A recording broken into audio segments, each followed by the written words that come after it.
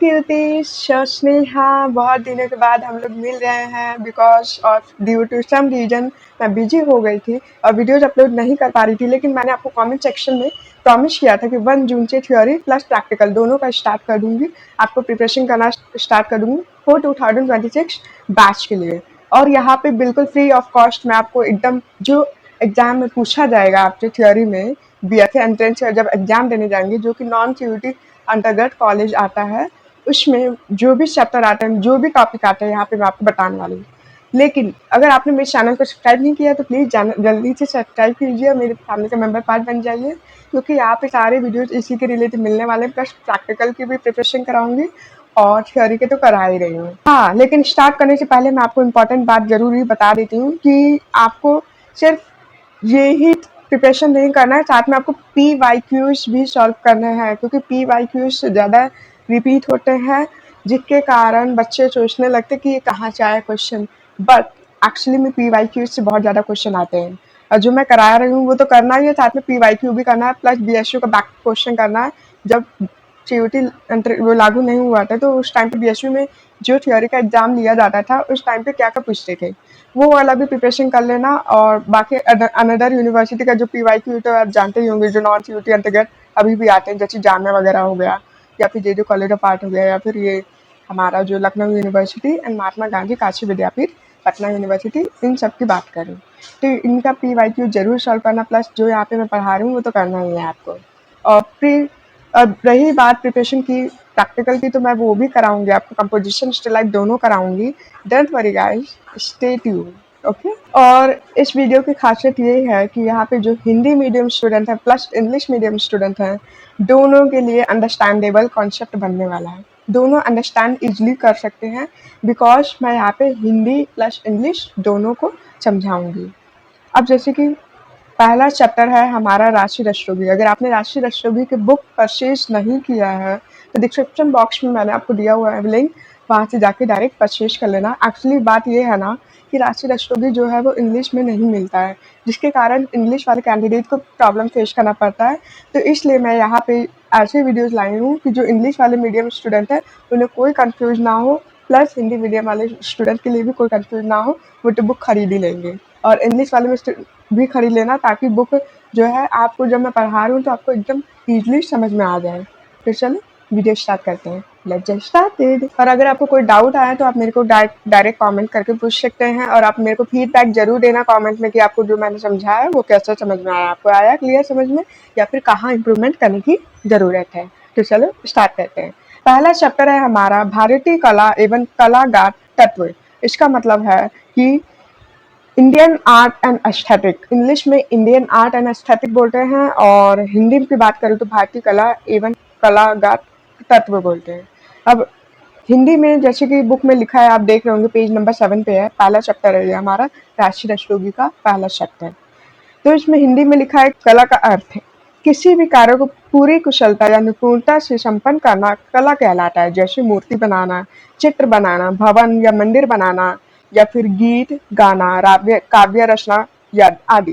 गीत गाना कला तभी कहा जाएगा जब गीत सुमधुर और लय ताल के साथ गाया जाए। इसी प्रकार काव्य, नाटक, चित्र, मूर्ति आदि कला की परिधि में तभी आएगी जब उसमें अर्थ, रस, भाव और रूप की सुंदर निष्पत्ति हो। कला शब्द का प्रयोग सर्वप्रथम ऋग्वेद में हुआ था। कला संस्कृत का भाषा का शब्द है। इसी व्युत्पत्ति कला कल धातु से हुई है, जिसका अर्थ प्रेरित करना है। कुछ विद्वान इसकी उत्पत्ति कद धातु से मानते हैं, जिसका अर्थ प्रसन्न करना है। अब मैं इंग्लिश वाले स्टूडेंट के लिए समझा देती हूँ इंग्लिश कॉन्सेप्ट में क्या बोल रहे हैं ये, प्लस हिंदी वालों को अगर नहीं समझ में आया तो अभी मैं दोबारा समझा रही हूँ, वो आपको समझ में आ जाए। मीनिंग ऑफ आर्ट, इसका मतलब है कि जो हम आर्ट की बात करते हैं उसका अर्थ क्या है, मीनिंग क्या है। Art means performing any work, कोई भी ऐसा काम कर रहे हैं विद स्किल्स, कंप्लीट स्किल्स के साथ कर रहे हैं, जो हमारे अंदर स्किल्स होते हैं पूरे फुली स्किल्स के साथ कर रहे हैं। एक्सपर्टाइज, एक्सपर्टाइज मतलब जो एक्सपीरियंस वाला होता है, एंड परफेक्शन के साथ कर रहे हैं, उसको हम आर्ट कहते हैं। परफॉर्म करने के लिए आर्ट कहते हैं। एग्जाम्पल जैसे कि हमारा स्कल्पचर हो गया, पेंटिंग हो गया, कंस्ट्रक्टिंग बिल्डिंग हो गया। कंस्ट्रक्टिंग बिल्डिंग को आर्किटेक्चर भी बोलते हैं, याद रखना आप लोग। सैम्पल्स हो गया, गाना गाना वाला हो गया, सिंगिंग सॉन्ग, एंड इसके बाद आता है कंपोजिंग पोएट्री। जैसे पोएट्री वगैरह लोग लिखते हैं ना, ये भी तो एक कला ही है। जो हम लोग राइमिंग वर्ड यूज करते हैं, ये भी एक कला है। Singing can be called an art only when it is performed melodiously. Melodiously मतलब सुंदर सुनहरी आवाज के साथ अगर हम गाना गाते हैं तो उसको हम सिंगिंग को आर्ट कह सकते हैं। And with proper rhythm and melody. Rhythm मतलब मैंने अभी आपको बताया राइम के साथ अगर गाएंगे, जैसे हर तमन्ना हमें तुम दुल्हन बनाए। इसमें आपने सुना कि मेलोडी के साथ साथ राइमिंग वर्ड का भी यूज किया गया है, जिसके कारण गाना सुनने में मजा आ रहा है। उसमें यही कह रहे हैं।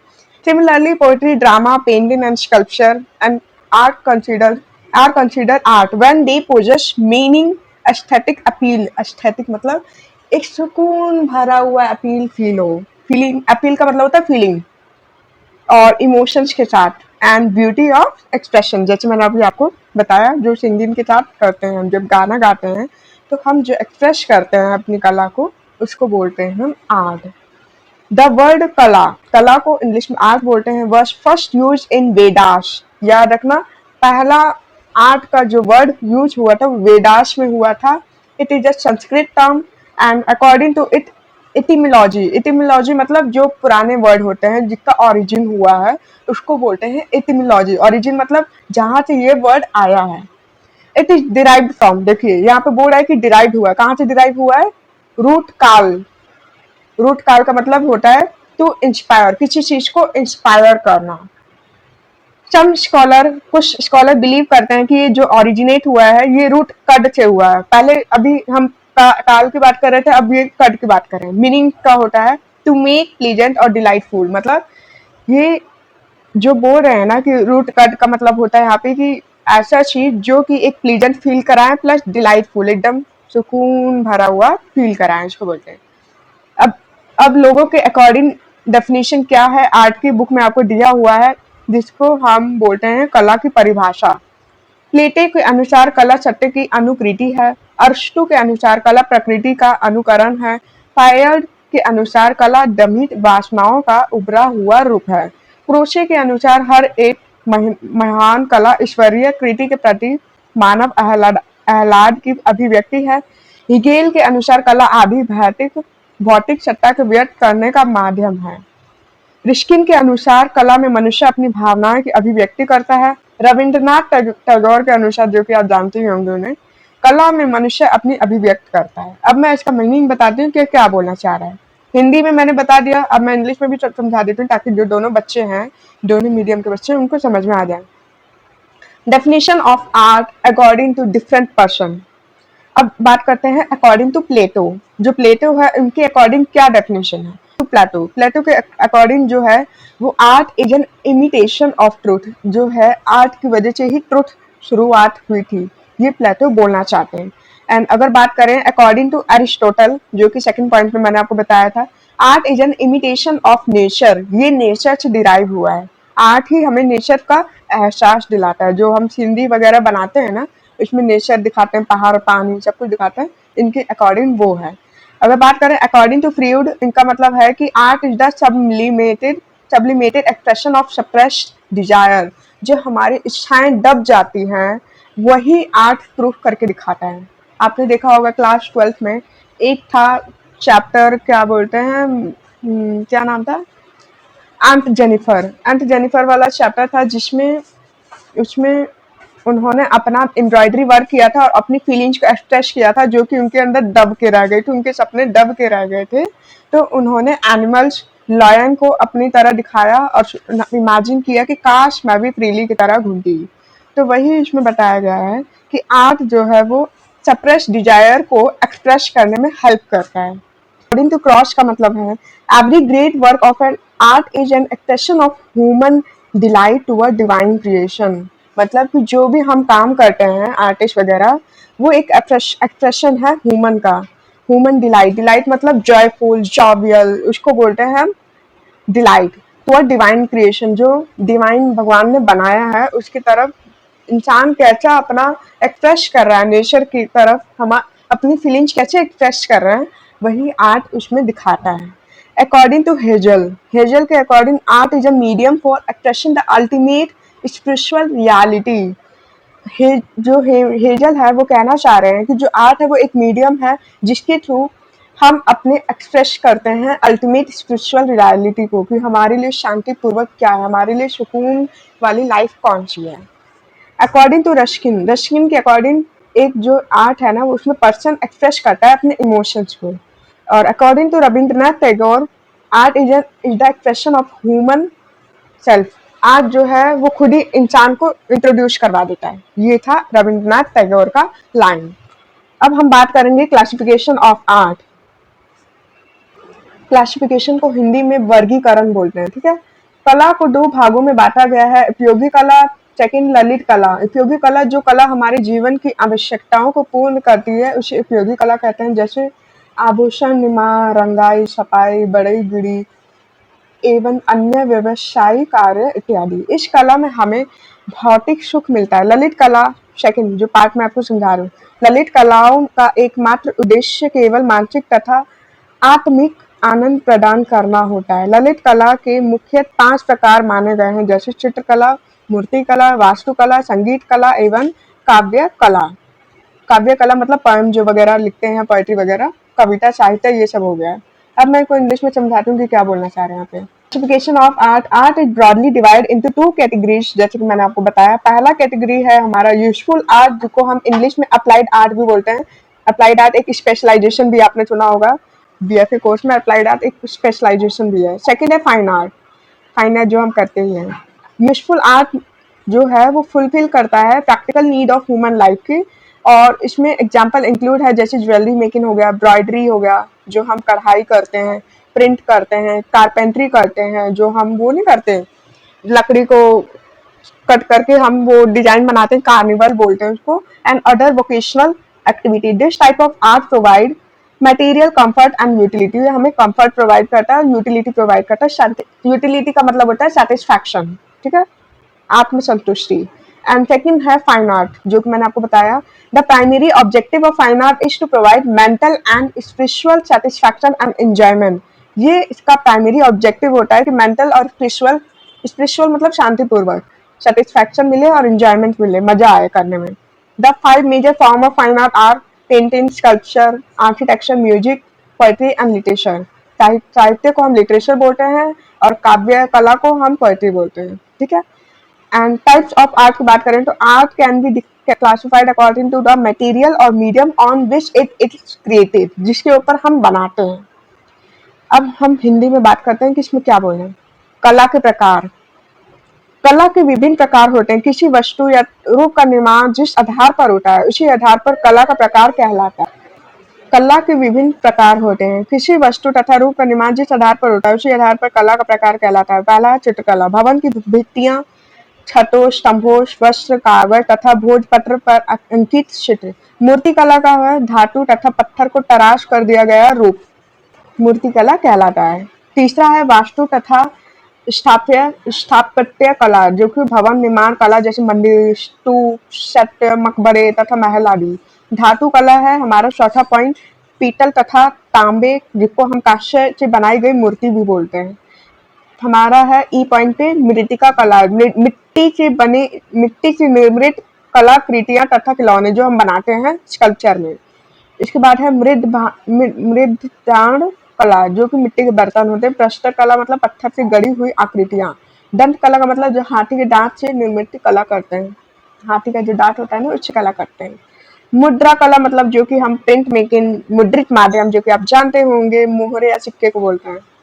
और बात करें मूर्ति कला, अपनी निर्माण शैली के आधार पर 2 प्रकार की होती है। मूर्ति कला जिसमें चारों ओर तराशकर मूर्ति का रूप दिया जाता है। ऐसे मूर्ति का अवलोकन आगे से, पीछे से तथा चारों ओर से किया जाता है। मूर्ति कला जिसमें पत्थर, चट्टान, धातु अथवा काष्ठ के फलक पर उकेड़ कर रूपांकन किया जाता है। इसमें आधी आकृति बनाई जाती है, इसलिए इसे अर्धचित्र भी कहा जाता है। अर्धचित्र, ये अर्धचित्र भी 2 शैलियों में निर्मित होते हैं। हाई रिलीफ जिसमें गहराई से तराशा जाता है ताकि आकृतियों में अधिक उभार आए और जीवंत हो सके। लो रिलीफ जिसमें हल्का सा तराशा जाता है, इसलिए आकृतियों में सप्तपांचम रहता है।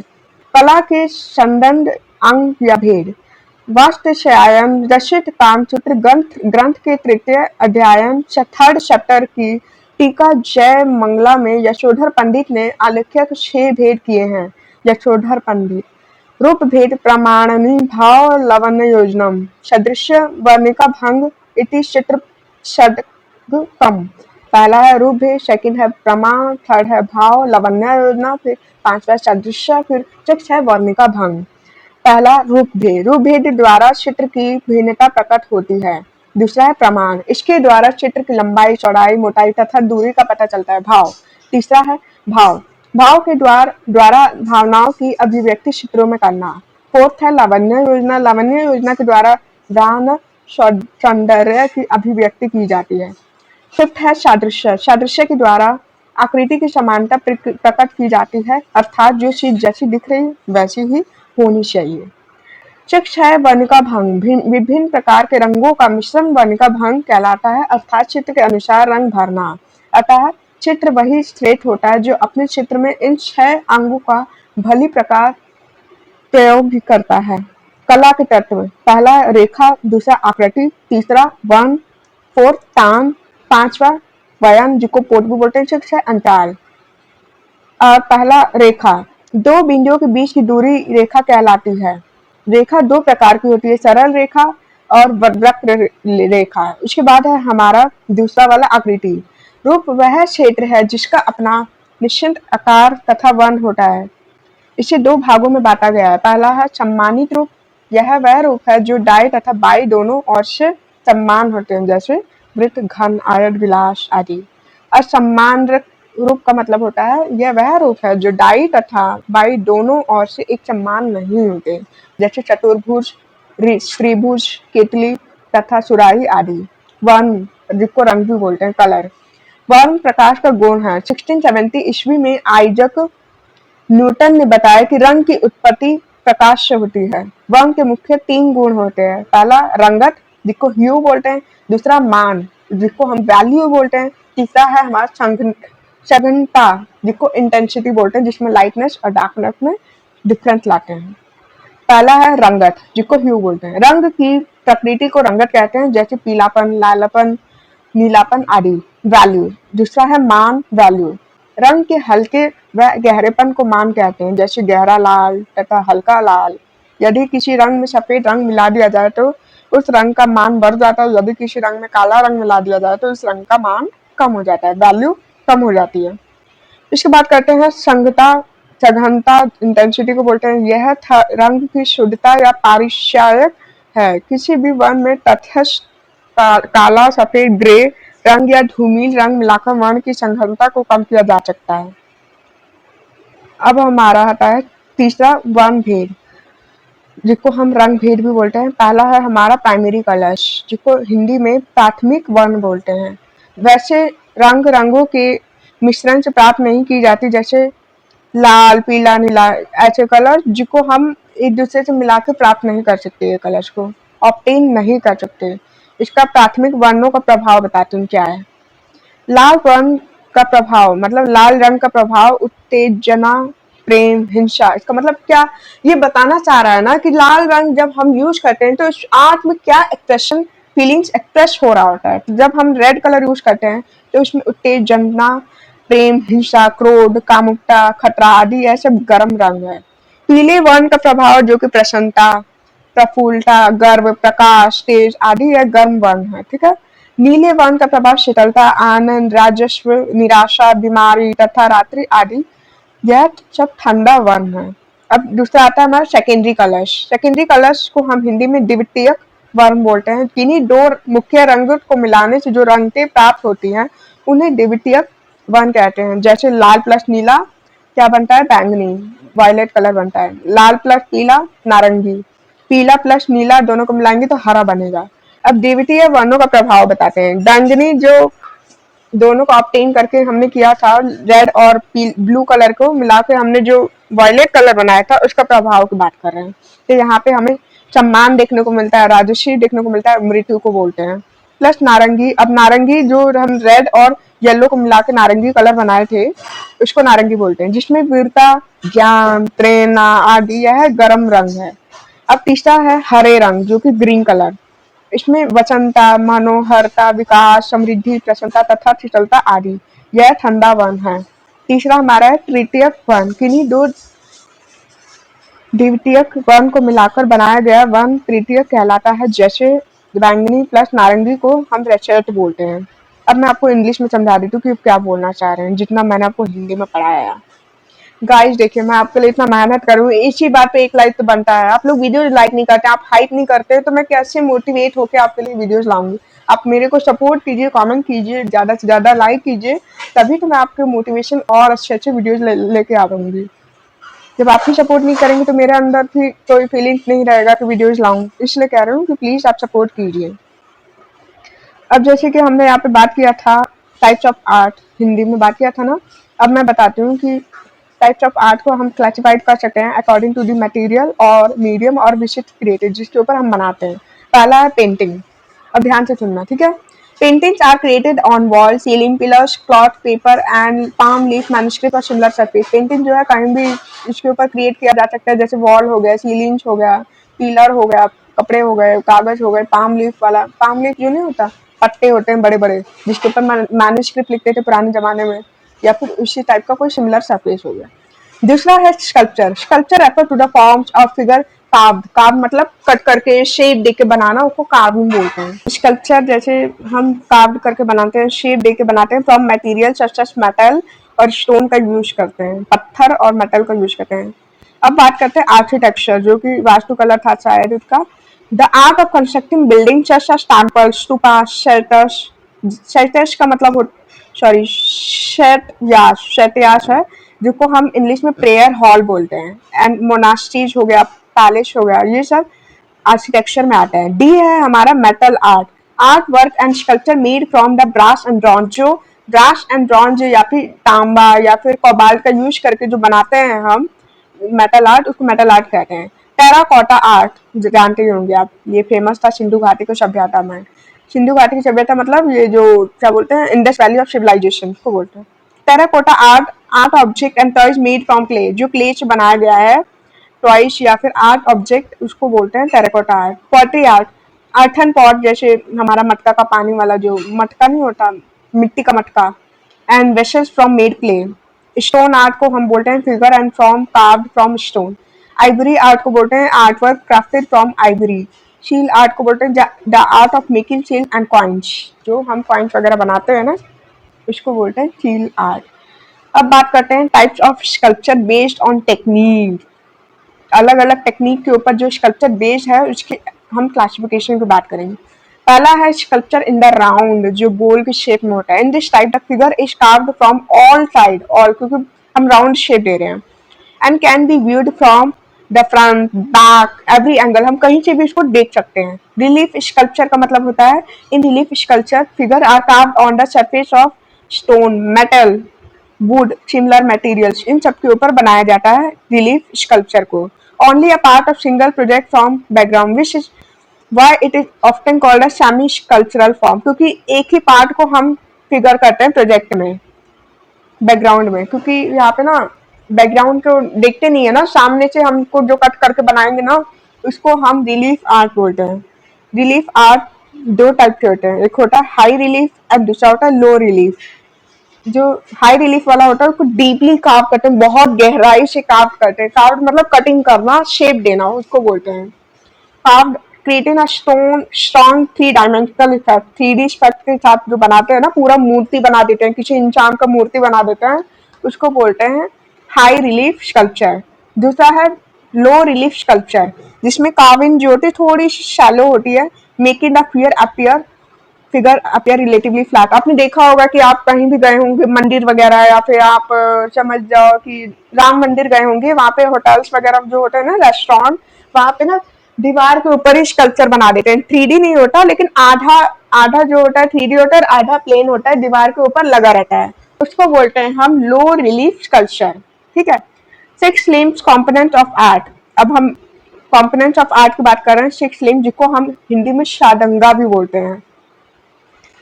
अकॉर्डिंग टू यशोधरा पंडित, ये याद रखना गाइस, जितना भी बता रही हूँ ना सब याद करते रहना, मतलब याद नहीं करना, नॉर्मल रीड करते रहना और सुन लेना, वीडियो को बार बार देखना, आपके माइंड में ना खुद ही बैठ जाएगा कि मैं क्या बोल रही हूँ, अब बुक लेके बैठे रहना, तो आपको याद करने की जरूरत नहीं पड़ेगी। ठीक है, तो आप एग्जाम के लिए भी प्रिपेयर हो जाएंगे और आपके टॉप कॉलेज पक्का है, ड्रीम यूनिवर्सिटी आपको जरूर मिलेगा। अकॉर्डिंग टू यशोधरा पंडित, यशोधरा पंडित जो है उन्होंने कहा कि in his commentary Jaya Mangala on the third chapter of Vatsyayana, जो उनका थर्ड चैप्टर है वात्स्यायन, जिसको हम कामसूत्र भी बोलते हैं, पेंटिंग पोजेस 6 एसेंशियल लिम्फ, उनके अकॉर्डिंग, एक यशोधरा पंडित अकॉर्डिंग उनका कहना ये है कि जय मंगला जो है उसमें एक थर्ड चैप्टर है वात्स्यायन, उसमें 6 लिम्स को एक्सप्रेस किया गया है, बताया गया है कि कंपोनेंट्स ऑफ आर 6 लिम्स शादंगा कैसे होते हैं। तो पहला है हमारा रूप भेद, जिसको हम वेराइटी ऑफ फॉर्म बोलते हैं, दूसरा है प्रमाण जिसको प्रपोर्शन बोलते हैं, तीसरा है भाव जिसको हम एक्सप्रेशन बोलते हैं, फोर्थ है हमारा लवण्य योजना जिसको हम ग्रेस एंड ब्यूटी बोलते हैं, फिफ्थ है हमारा सदृश्य जिसको हम रिजेम्बलेंस बोलते हैं, सिक्स है हमारा वर्णिका भांग, use and harmony of colours. अब पहला रूप भेद जिसको हम वैरायटी ऑफ फॉर्म पहले से बोलते आ रहे हैं, इसका मतलब मैं बता रही हूँ, डेफिनेशन भी याद रखना क्योंकि कभी कभी एमसीक्यूज में पूछ लेते हैं कि इसका ये किसका डेफिनेशन है, आपको ऑप्शन में दे देंगे और आपको टिक करना पड़ेगा। तो रूप भेद होता है variety of form, this refers to distinguishing and representing different forms and shape in a painting, जब हम किसी पेंटिंग में किसी शेप या फॉर्म्स को डिफरेंट करते हैं, अलग अलग तरीके से बनाते हैं, जैसे बच्चा है तो उसको बच्चा वाला रूप देंगे, बड़ा है तो बड़े वाला रूप देंगे, तो उसको हम बोलते हैं रूप भेद, रूप मतलब उसी का रूप देना। दूसरा है प्रमाण proportion, it deal with the correct measurement and proportion of length with thickness and distance with in an art. जब हम ह्यूमन फिगर मॉडल बनाते हैं तो आप प्रपोर्शन के अकॉर्डिंग बनाते हैं, तो उसी को यहाँ पे बोल रहे हैं प्रमाण। तीसरा है हमारा भाव जिसको इंग्लिश में एक्सप्रेशन बोलते हैं, the expression of emotions and feeling through painting. आपने देखा होगा कंपोजिशन जब हम बनाते हैं तो किसी चीज को पैसे देते हुए बनाते हैं, किसी को शॉकिंग बनाते हैं, किसी को स्माइल करते हुए बनाते हैं, तो उसको बोलते हैं हम भाव एक्सप्रेशन। इसके बाद है लवण्य योजना ग्रेस एंड ब्यूटी, इंग्लिश में ग्रेस एंड ब्यूटी बोलते हैं, the artistic arrangement that create elegance charm and external beauty, जो कि जो चीज पहले से बनी हुई है उसको और लवण्य योजना के साथ यानी एस्थेटिक कंपोजिशन के साथ बनाए तो वो पेंटिंग बिल्कुल एकदम चिल एकदम मस्त नजर आती है, उसको बोलते हैं लवण्य योजना। इसके बाद है सदृश्य जिसको हम इंग्लिश में रिजेम्बलेंस बोलते हैं, the art work should closely resemble the object और सब्जेक्ट बीइंग रिप्रेजेंटेड। ये बोल रहे हैं कि जो चीज हमने बनाया है बिल्कुल उसी का दिखना चाहिए, ये नहीं है कि आप इंसान बना रहे हो और दिखा रहे हो राक्षस जैसा, ये बिल्कुल नहीं होना चाहिए। ठीक है, the art work should closely resemble मतलब पहचान में आना चाहिए कि वो बच्चा है, किसी का क्या लेवल का बंदा है। ठीक है, ये सब चीजें समझ में आनी चाहिए। तो सिक्स है हमारा वानिका भंग जिसको कलर कंपोजिशन बोलते हैं, जिसमें हम ब्रश कलर का यूज करके हम एकदम प्रॉपर, आपको जैसे मैंने बताया कि इस कलर का क्या यूज होता है, येलो कलर को हम किस चीज से रिप्रेजेंट करते हैं, इसमें उसी चीज की बात हो रही है। The proper mixing application and harmony of colour according to the requirement of the painting, therefore इसलिए a painter is considered excellent when these 6 elements are effectively used in their artwork। उसी आर्टिस्ट को एकदम perfect एकदम excellent बोला जाता है जो कि ये 6 एलिमेंट यानी कि 6 रूल को फॉलो करेगा, जो मैंने अभी आपको बताया, अपने आर्ट वर्क में यूज करेगा तो वो एकदम परफेक्ट पेंटर कहलाएगा। तो आप भी यूज करना गाइस, ठीक है। तो अब हम बात करते हैं एलिमेंट ऑफ आर्ट, जिसका पहला है लाइन, सेकंड है शेप फॉर्म, थर्ड है कलर, फोर्थ है हमारा टोन यानी कि वैल्यू, फिफ्थ है हमारा टेक्सचर, सिक्स है हमारा स्पेस। अब हम बात करते हैं लाइन की। A line is the path connecting two point, दो पॉइंट है उसको कनेक्ट करो उसको लाइन कहते हैं, सिंपल। टाइप्स ऑफ लाइन मतलब स्ट्रेट लाइन, कर्व लाइन या फिर डिस्टेंस, स्ट्रेट लाइन जैसे ये हो गया हमारा, या फिर कर्व लाइन। ठीक है, उसके बाद है हमारा शेप और form in an area that has definite outline size and appearance. ठीक है, तो जो शेप है वो मतलब शेप हम फॉर्म भी बोलते हैं ना, तो ये एक ऐसा एरिया है जहाँ पे डेफिनिट आउटलाइन किया जाता है, एकदम जब कोई चीज बनाते हैं तो प्रॉपर आउटलाइन के साथ बनाते हैं, प्रॉपर साइज के साथ बनाते हैं, प्रॉपर अपीयरेंस के साथ बनाते हैं कि एकदम नजर आना चाहिए। पहला है हमारा सिमेट्रिकल फॉर्म, शेप की मैं डिफाइन बता रही हूँ, मतलब शेप का जो क्लासिफिकेशन, अब उसका भेद बता रही हूँ। जैसे भेद का भेद होता है ना, जैसे अकबर का बच्चा ये, उसका बच्चा ये, इसी टाइप का ये है, ठीक है। तो सिमेट्रिकल फॉर्म का मतलब है a form that is identical on both left and right side, दोनों के साइड एकदम आइडेंटिकल होना चाहिए। आइडेंटिकल मतलब सिमिलर होना चाहिए, एक जैसा होना चाहिए, जैसे सर्कल, स्क्वायर, रेक्टेंगल, क्यूब, ये सब, ठीक है। अब इसके बाद आता है असिमेट्रिकल फॉर्म, जो कि टेढ़ा मेढ़ा। तो उसमें a form would left and right side are not identical, जो सेम नहीं होता है, जैसे क्वाड्रिलेटरल, ट्राइंगल, बनाना, पिक्चर, सुराही, एक्सेट्रा। तीसरा है हमारा colour. Colour is a property of light, जैसे तू मेरा प्रॉपर्टी है वैसे ही कलर का प्रॉपर्टी है लाइट, ठीक है। तो 1670 में ये लाइन याद रखना गाइस, किडिंग, जस्ट किडिंग की, इसका मतलब ये नहीं है कि आप प्रॉपर फोकस ही भूल जाओ पढ़ाई में क्या बता रही हूँ, ठीक है। 1670 में सर सर इसाक न्यूटन, ये फेमस है, आप जानते होंगे इनके बारे में। सर इसाक न्यूटन कहते हैं कि कलर जो है वो लाइट से ओरिजिनेट हुआ है। अब मैं बताती हूँ the three main characteristic of colour. पहला ह्यू, जैसे मैंने हिंदी में आपको बताया था ना ह्यू, तो ह्यू रेफर टू द नेचर और आइडेंटिटी ऑफ कलर। कलर की आइडेंटिटी और नेचर क्या है, उसको ह्यू बोलते हैं, जहाँ पर रेडनेस, येलोनेस, ब्लूनेस एक्सेट्रा। दूसरा है value. Value refer to the lightness और डार्कनेस ऑफ अ कलर, ठीक है। तीसरा है हमारा, उसका एग्जाम्पल बता देती हूँ वैल्यू का, जैसे डार्क रेड हो गया, लाइट रेड हो गया। अब अगर हम, ये पॉइंट याद रखना गाइस जो मैं समझाने जा रही हूँ, बहुत ही इंपॉर्टेंट है, ठीक है। तो जब हम कलर में व्हाइट कलर ऐड करेंगे तो ये वैल्यू को इंक्रीज कर देता है, इट बिकम लाइटर, ओके। अब जब हम ब्लैक कलर ऐड करेंगे तो इसकी वैल्यू डिक्रीज हो जाती है, जिसको हम डार्कर बोलते हैं। अब तीसरा इंटेंसिटी, जो मैंने आपको बताया था, intensity indicate the purity and brightness of a colour. The intensity, जो इंटेंसिटी है ना, वो प्योरिटी और ब्राइटनेस कलर बताता है, क्योंकि कोई कोई कलर डलनेस नजर आता है तो उसकी इंटेंसिटी कम हो गई, जो ज्यादा ब्राइटनेस नजर आ रहा है उसको इंटेंसिटी ज्यादा हो गई, ठीक है। The intensity of colour can be reduce by mixing with neutral colours. अगर हमें इंटेंसिटी को घटाना है, यानी कि डलनेस बनाना है कलर को, तो अगर आप किसी वो न्यूट्रल कलर्स के साथ को मिक्स कर दोगे ना, तो धीरे धीरे उसकी वैल्यू कम हो जाएगी, यानी कि इंटेंसिटी कम हो जाएगी, ठीक है। उसके बाद जैसे जैसे एग्जाम्पल ब्लैक हो गया, व्हाइट हो गया, ग्रे हो गया, डल कलर, इन सबको मिलाओगे ना किसी ब्राइटनेस कलर के साथ, तो उसकी इंटेंसिटी कम हो जाएगी। अब हम बात करते हैं types of colour. Primary colours. Primary colours are colour that can not be obtained by mixing other colour, जैसे फॉर एग्जाम्पल हमारे रेड, येलो, ब्लू, ये तीन प्राइमरी कलर्स हैं। एग्जाम्पल क्वेश्चन में आएगा कि इसमें से कौन सा प्राइमरी कलर्स नहीं है, तो आप उस ऑप्शन पे टिक लगाएंगे, ठीक है। अरे मैं गाइस सीरियसली बता रही हूँ, हार्ड नहीं आता है पेपर, सीयूटी की तरह हार्ड नहीं होता कि कंफ्यूज हो जाए दिमाग, कहाँ कहाँ कहीं, कुछ भी ये सब नहीं आता, ठीक है। तो उसके बाद आता है हमारा प्राइमरी कलर्स की, जो कि हम ऑब्टेन नहीं कर सकते किसी भी कलर को, किसी भी रंग को, उसको हम प्राइमरी कलर्स कहते हैं।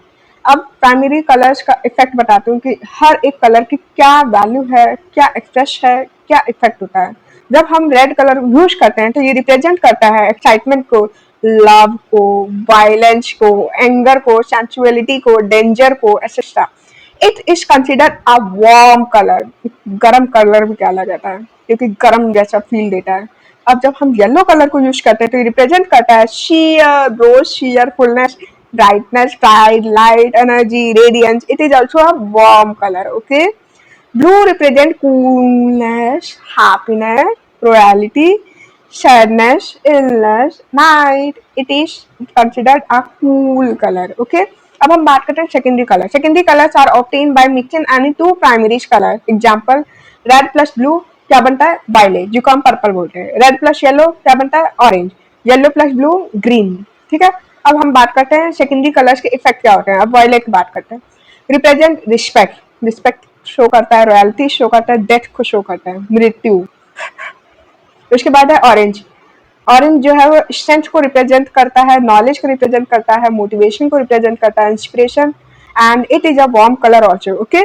Green represent spring, freshness, growth, prosperity, happiness. Prosperity का मतलब होता है समृद्धि, एंड पीस। पीस मतलब शांतिपूर्वक। It is a cool colour. Green colour को भी कूल कलर बोलते हैं, ब्लू कलर को भी कूल कलर बोलते हैं guys। मैं गारंटी के साथ बता रही हूँ ना कि किसी ना किसी चीज में दिखने को जरूर मिलेगा, किसी ना किसी यूनिवर्सिटी में जरूर मिलेगा कि हम ग्रीन कलर को कौन सा कलर बोलते हैं? कूल, वार्म, लाइट, टोन, कुछ भी पूछ सकते हैं वो। अब हमारा है टर्शियरी कलर, तीसरा कलर जो टर्शियरी होता है। Colour form by mixing two secondary colour, जो हमने सेकेंडरी कलर्स बनाए थे, जैसे हम प्राइमरी कलर से सेकेंडरी बनाते हैं मिक्स करके, अब सेकेंडरी को मिक्स करके एक दूसरे से जो हम बनाते हैं कलर को टर्शियरी कलर बोलते हैं। इस कॉल टर्शियरी कलर, जैसे एग्जांपल हो गया वायलेट प्लस प्लस ऑरेंज, तो रुशद कलर बनाता है, जिसको हम रुशद का मतलब होता है रेडिश ब्राउन। रुशद थोड़ा एक साइंटिफिक नेम है कलर का, तो उसका मतलब होता है reddish colour plus brown colour का जो मिला के जो कलर बनता है मारून जैसा, उसको हम बोलते हैं tertiary colour. This version is accurate, sorry, tertiary colour are form by mixing two secondary colours, जैसे कि वायलेट प्लस ग्रीन को मिलाया तो ऑलिव बना, ग्रीन प्लस ऑरेंज को मिलाया कीट्रॉन बना। अब हम बात करते हैं analogous colour. Analogous colour are colour that lie next to each other, एक दूसरे के नेक्स्ट पे ही जो है वो एक दूसरे के साथ रहते हैं, एक दूसरे के साथ रहते हैं। ये कलर है तो ये भी एक कलर है, उसको बोलते हैं एनालॉगस कलर। एक जगह बैठे रहते हैं एक साथ, ठीक है। Feel and belong to the same colour family, same colour family भी बिलोंग करता है, सेम फीलिंग्स आती है, ठीक है। और उसके बाद जैसे मैं बात करती हूँ एग्जाम्पल, जैसे येलो ऑरेंज, येलो ऑरेंज दोनों सेम टू सेम कलर है। अगर आप ऑरेंज में येलो मिला दोगे तो ये येलो बन जाएगा, अगर येलो में ऑरेंज रेड कलर मिला दो तो ऑरेंज बन जाएगा, दोनों फैमिली है एक, ठीक है। दिस कलर क्रिएट हारमनी, एकदम शांति, एकदम हारमनी फील कराता है, लुक प्लीजेंट टुगेदर, एक साथ प्लीजेंट नजर आते हैं। अब तीसरा है कॉम्प्लीमेंट्री कलर, जिसको हम अपोजिट कलर बोलते हैं। अपोजिट मतलब एक दूसरे के उल्टा। अभी हम बात कर रहे थे एनालॉगस जो एक दूसरे के साथ है, और जो कॉम्प्लीमेंट्री है वो एक दूसरे के उल्टा है। तो इसमें बात करते हैं colour that are opposite to each other on the colour wheel which are called complementary colour. जो कलर व्हील के अंदर एक दूसरे के अपोजिट है उसको बोलते हैं कॉम्प्लीमेंट्री कलर। जैसे ग्रीन का रेड होता है कॉम्प्लीमेंट्री कलर, और ऑरेंज का कॉम्प्लीमेंट्री कलर वायलेट है, ब्लू का कॉम्प्लीमेंट्री कलर येलो है, ठीक है। This colour create a strong contrast, क्योंकि बहुत ही अलग कंट्रास्ट शो करता है कि ये ग्रीन है तो ये रेड है। ये नहीं है कि लाइट ग्रीन डार्क ग्रीन, ऐसा कुछ फैमिली वाला शो नहीं करता, ये कंट्रास्ट शो करता है क्योंकि ये अपोजिट है एक दूसरे से। व्हेन यूज्ड टुगेदर, जब हम इन दोनों को एक साथ यूज करेंगे। मोनोक्रोमैटिक कलर्स, जिसको हम मोनोक्रोम बोलते हैं, different shade and tint of same colour are called monochromatic colours. जैसे light blue, dark blue, green, medium blue, dark blue, ये सब मतलब एक ही कलर का बहुत सारे डिफरेंस, ठीक है, उसको बोलते हैं मोनोक्रोमैटिक कलर। फैमिली समझ जाओ। अब उसके बाद आता है टोन। टोनिंग की बात हो रही है। Tone refers to the lightness और डार्कनेस ऑफ अ कलर, जैसे green, light green, dark green have different tones, उनके अलग अलग डिफरेंट टोन्स होते हैं। अब बात करते हैं texture. Texture is the surface quality of an object, उसका जो सरफेस क्वालिटी होता है ऑब्जेक्ट का, और मटेरियल होता है जिसमें हम आर्ट वर्क क्रिएट करते हैं, उसको बोलते हैं टेक्सचर। जैसे smooth paper, rough walls, soft कपड़े।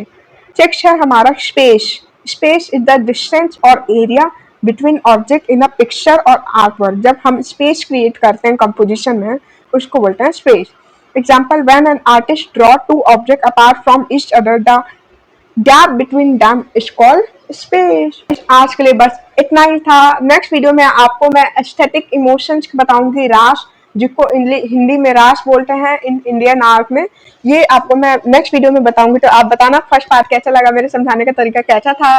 तो मिलते हैं नेक्स्ट वीडियो के लिए, अभी के लिए बाय बाय। क्योंकि हाँ, सब्सक्राइबर्स गाइस सब्सक्राइब करना मत भूलना, वीडियोस को लाइक कीजिए, कमेंट कीजिए, और इंस्टाग्राम पे अगर आपको कोई डाउट आ रहा है तो आप अपना वर्ड शो कर सकते हैं। मेरा इंस्टाग्राम आईडी डिस्क्रिप्शन बॉक्स में दिया हुआ है, वहाँ पे जाके मुझे मैसेज कर सकते हैं। इंस्टाग्राम पे आप क्वेरी पूछ सकते हैं, और अगर आपको कोई नेक्स्ट पार्ट चाहिए तो प्लीज कमेंट डाउन करना, तो मैं जल्दी नेक्स्ट पार्ट लेके आऊंगी इसका। अभी इस फर्स्ट चैप्टर कंप्लीट नहीं हुआ है क्योंकि बहुत बड़ा चैप्टर है, समझाने में टाइम जा रहा है, बिकॉज मैं English medium plus Hindi medium student दोनों को हैंडल कर रही हूँ। तो प्लीज इस चीज का अप्रिशिएट भी करना। तो मिलते हैं नेक्स्ट वीडियो के लिए, अभी के लिए नमस्कार।